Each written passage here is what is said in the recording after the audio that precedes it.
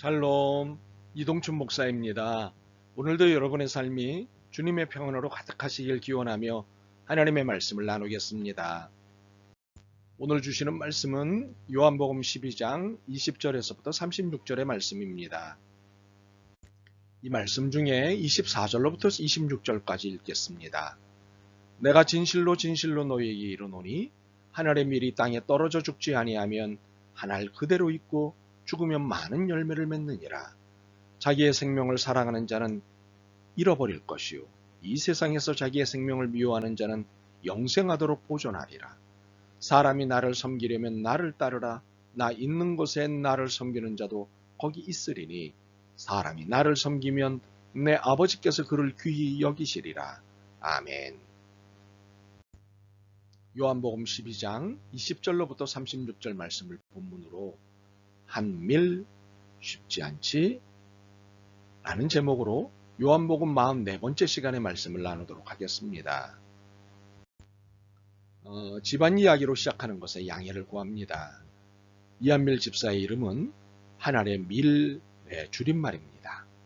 그래서 이름에는 한 알의 밀의 삶을 살라는 의미를 담았습니다. 언젠가 이런 하소연을 하더군요. 한 밀로 사는 게 부담스러워요. 이 말의 의미를 알기에 너무 부담스러운 이름을 지어준 것 같아 미안했습니다. 그렇다면 도대체 이 이름의 의미, 한밀의 의미가 무엇이기에 이렇게 부담스러워하는 것일까요?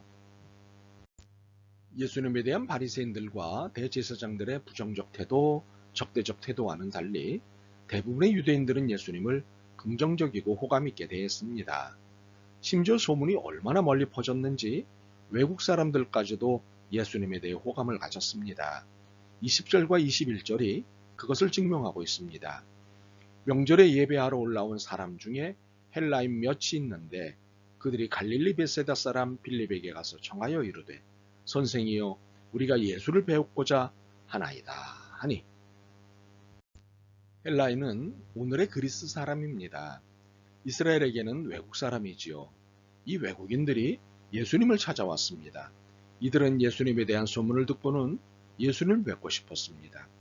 그런데 헬라인들이 뵙고자 한다는 말을 들으신 예수님은 사뭇 연관없는 이야기를 하셨습니다. 23절입니다. 예수께서 대답하여 이르시되 인자가 영광을 얻을 때가 왔도다. 혹시 헬라인들이 뵙고자 한 것이 영광이라는 말씀이셨을까요? 야호! 드디어 내 소문이 외국에까지 퍼졌구나. 그래서 이 상황을 영광이라고 하신 것일까요? 그렇지 않습니다. 헬라인들이 찾아온 상황과 시간이 예수님이 영광을 받으실 시간과 절묘하게 맞아 떨어진 것뿐입니다. 외국까지 소문이 퍼질 때 영광의 때가 시작된다는 뜻이 아닙니다. 헬라인들이 찾아온 것이 일종의 사인이 아닙니다. 때는 이미 정해져 있는 것이고 이때에 맞춰 모든 징후들이 나타나는 것뿐입니다. 왜 그럴까요? 역사는 크로노스처럼 보이지만 카이로스에 의해 결정되기 때문입니다. 크로노스는 물 흘러가듯 자연스럽게 흘러가는 시간입니다. 카이로스는 기회와 때가 있다는 뜻으로 하나님과 관계 속에 나타난 의미 있는 특정 시간입니다. 그러므로 예수님이 말씀하신 시간으로서의 때는 카이로스의 시간입니다. 그러므로 카이로스라는 때가 우리의 관심사이긴 하지만 우리가 정할 수 있는 영역이 아닙니다. 때는 철저하게 하나님의 시간입니다. 결코 인간의 시간이 아닙니다. 인간이 조작할 수 있는 시간이 아니라는 말이지요. 그러므로 인간인 우리가 할 수 있는 것은 하나님의 때에 순종하는 것뿐입니다. 예수님이 말씀하신 영광의 때는 이런 의미입니다. 그런데 예수님이 받으신다는 영광의 의미가 24절 이하를 읽을수록 전반적인 의미와는 다르다는 것을 알게 됩니다. 우선 24절과 25절을 읽어보겠습니다. 내가 진실로 진실로 너희에게 이르노니 한 알의 밀이 땅에 떨어져 죽지 아니하면 한 알 그대로 있고 죽으면 많은 열매를 맺느니라. 자기의 생명을 사랑하는 자는 잃어버릴 것이요 이 세상에서 자기의 생명을 미워하는 자는 영생하도록 보존하리라. 24절과 25절의 핵심은 무엇인가요? 죽어야 한다는 것이고 자기의 생명을 미워해야 한다는 것입니다. 그렇다면 예수님이 영광을 받으신다는 것이 죽어야 한다는 것과 자기의 생명을 미워야 한다는 것과 연관이 된다는 것일까요? 27절과 28절에 이에 대한 대답이 있습니다. 지금 내 마음이 괴로우니 무슨 말을 하리요?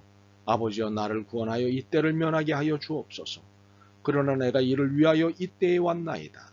아버지여 아버지의 이름을 영광스럽게 하옵소서 하시니 이에 하늘에서 소리가 나서 이르되 내가 이미 영광스럽게 하였고 또다시 영광스럽게 하리라 하시니. 그렇습니다. 영광은 죽음입니다. 영광은 높임을 받는다는 것인데 아이러니하게도 예수님의 영광은 죽음을 통해 받게 된다는 것입니다.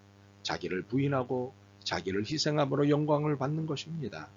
그러니 영광을 받는 것이 얼마나 힘든 일이겠습니까? 이것이 얼마나 힘든 일이면 지금 내 마음이 괴로우니 무슨 말을 하리요? 라고 말씀하셨겠습니까? 그런데 여기에 또 하나의 아이러니가 있습니다. 26절입니다.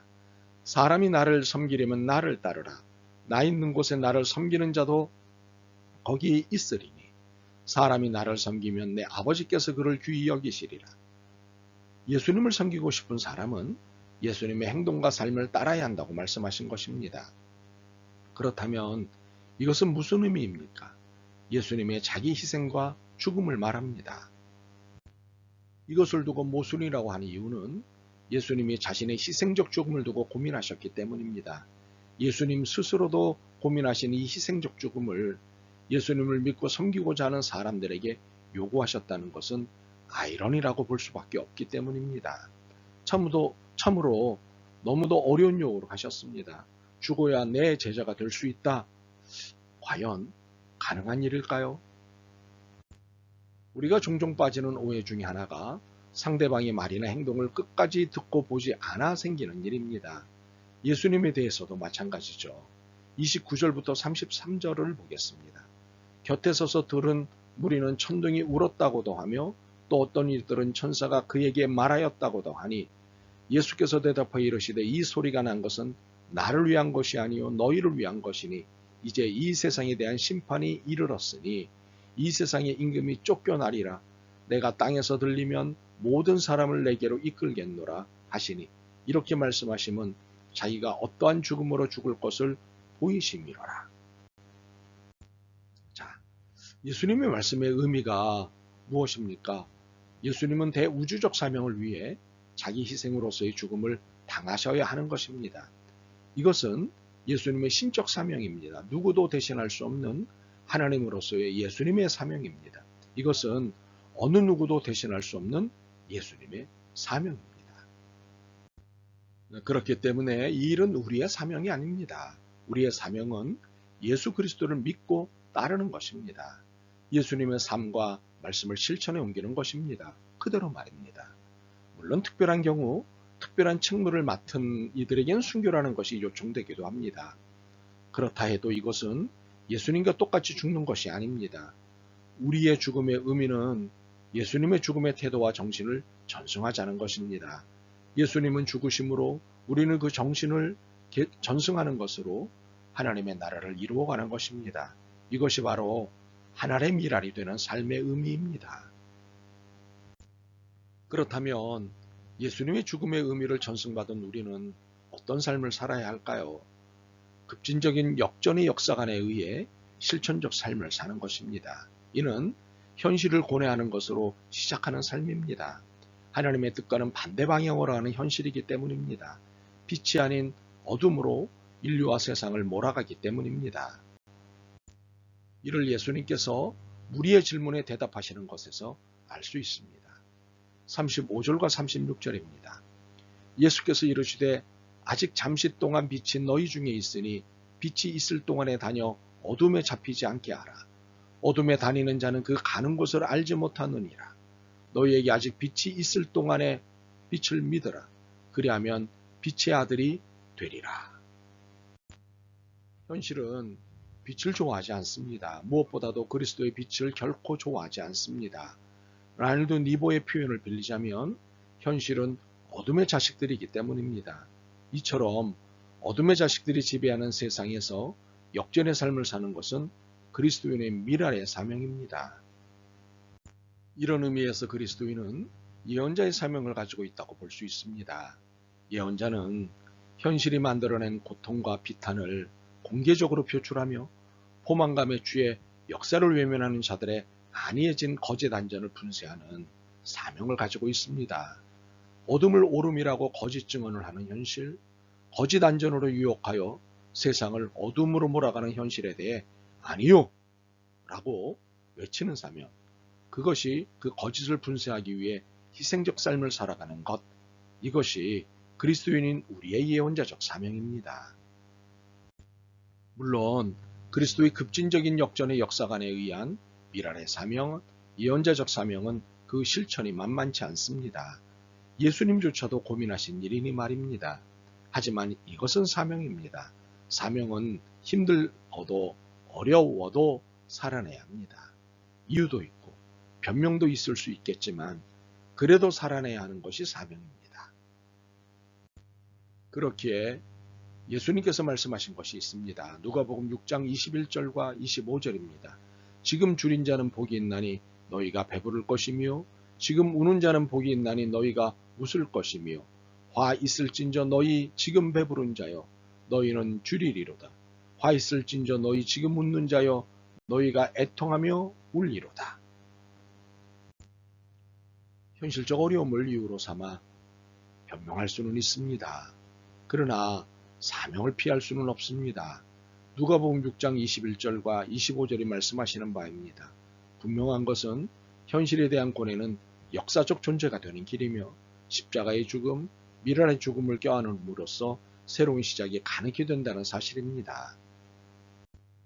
하늘의 밀이 땅에 떨어져 죽지 아니하면 하늘 그대로 있고 죽으면 많은 열매를 맺느니라는 미랄의 사명은 결코 쉽지 않습니다. 그럼에도 이 사명을 따라 살아주는 여러분이 되길 간절히 소망합니다. 사명은 물릴 수 없는 것이기 때문입니다. 함께 미랄의 사명을 잘 살아갔으면 좋겠습니다. 아멘. 주님, 저희들의 무엇을 보시고 이 쉽지 않은 미랄의 사명을 맡기셨는지요. 궁금하지만 순종하겠습니다. 믿고 기뻐하겠습니다. 힘을 주옵소서. 예수 그리스도의 이름으로 기도드립니다. 아멘. 오늘도 여러분의 믿음과 삶을 응원합니다. 사랑합니다.